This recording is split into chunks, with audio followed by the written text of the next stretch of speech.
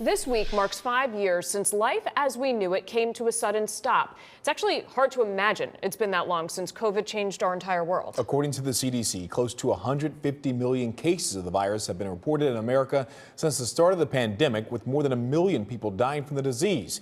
Tonight, we're looking back at how and when this all happened. So tonight, we're going to start on March 11th of 2020. In a primetime Oval Office address, President Donald Trump announced a 30-day travel ban on foreign travel to the United States from most European countries as COVID-19 cases surged across the globe. Trump's comments came the same day the World Health Organization officially declared the disease a pandemic. That same night, a strange sight before the game between the Oklahoma City Thunder and Utah Jazz.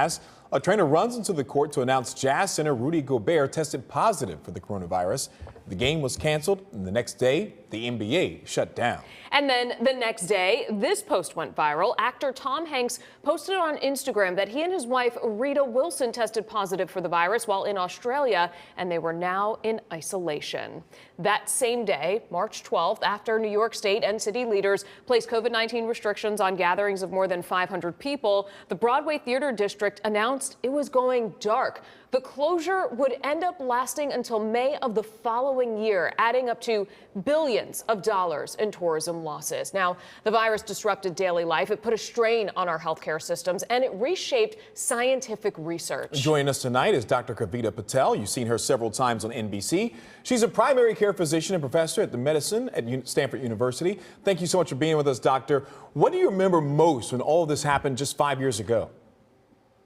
Honestly, Stuart, Michelle, the thing I remember palpably is that announcement from Tom Hanks, because whether we want to admit it or not, he's such a beloved figure, and it just made it real. It's like, this is happening. It's happening to someone that we all kind of know by name. And then at the same time, while that was happening, a lot of us, myself included, were trying to set up, hospital systems that could actually take care of patients when they started coming.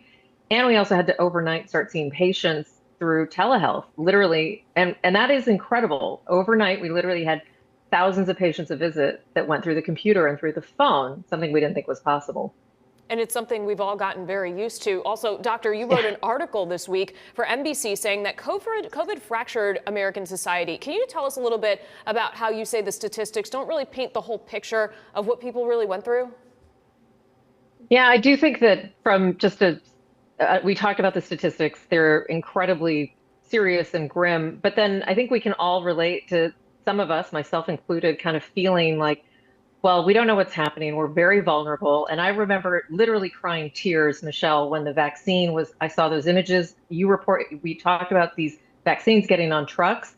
For those of us that were working not just in healthcare, but were touched by loss, at that point, I'd had 47 people, patients and family friends die at that point, that there were just so many emotions of relief at vaccines. But at the same time, we saw a lot of skepticism and unfortunately some misinformation that still persists to this day.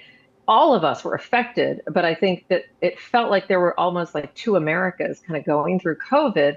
And there still are some who are very cautious, some who feel very nervous, even about some of the diseases that we've been talking about lately, measles, things like that. And then this kind of piece of America that will be forever changed, the world forever changed. And I think President Biden talked about, having a loved one that's no longer at the Thanksgiving table. President Trump referred to patients with long COVID. So we still have things we don't understand. And there are still probably aspects of COVID in the statistics that are not accurately captured. So many billions of worldwide people that have been affected and will continue to be affected. And I think now with social media and word of mouth, we hear about other things out there that kind of make us nervous that another one could be coming. Right. Can what we experience help our country prepare for another possible pandemic? It can, Stuart. I like to try to think about what we learned, because that provides us with just some hope. When you look at the tragedy lost, the trillions lost in our economy, here's what's come out of it. We understand a lot more about immunity and just kind of how we can find, not just through vaccines, but infection.